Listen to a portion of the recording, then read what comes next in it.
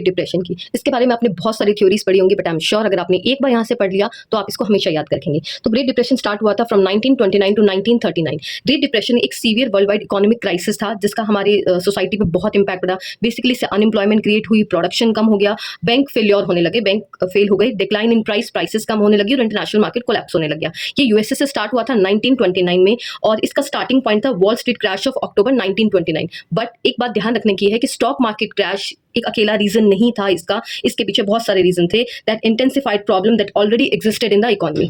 Next इसमें बात करते हैं इसी की कि इसके पीछे कौन कौन से मेजर कॉजेज रहे हैं। तो इसके कारण ग्रेट डिप्रेशन के कारण ओवर प्रोडक्शन हो गया, बहुत ज़्यादा चीज़ें बन गई, डिमांड कम हो गई, कुछ चीज़ें या बाजार में बिना बिके रह गई जिसके कारण प्रोडक्शन को कट करना पड़ा, और ज़्यादा अनएम्प्लॉयमेंट क्रिएट हुई और लोअर इनकम कंजम्पशन हो गया। जब लोगों के पास जॉब ही नहीं होगी तो इनकम और कंजम्पशन भी कम होगा, बिजनेस फेल होने लगे, स्टॉक मार्केट क्रैश हुआ, साथ साथ बैंक फेलियर हुए, हाई डेट हो गया, एग्रीकल्चरल क्राइसिस बढ़ गए, डिक्लाइन इन इंटरनेशनल ट्रेड। तो मेजर कॉजेज हम इसके माने तो लोगों में अनएम्प्लॉयमेंट बढ़ गई, पॉवर्टी बढ़ गई, लोगों का लिविंग स्टैंडर्ड कम हो गया, प्रोडक्शन बिजनेस में कम हुआ, लोगों के प्रॉफिट्स कम हुए, फर्म बंद होने पर मजबूर हो गई, बैंक फेलियर हो गए और क्रेडिट कम मिलने लग गया, वर्ल्ड वाइड इंटरनेशनल ट्रेड कम हुआ और प्रोटेक्शनिज्म बढ़ गया। सो मोस्ट इंपॉर्टेंट जो इकोनॉमिस्ट जो इस टाइम पीरियड पर आए थे जिन्होंने इस पूरे प्रॉब्लम को सॉल्यूशन दिया वो थे जॉन मेनार्ड केन्स, जिनके बारे में नेक्स्ट वीडियो में बात करेंगे।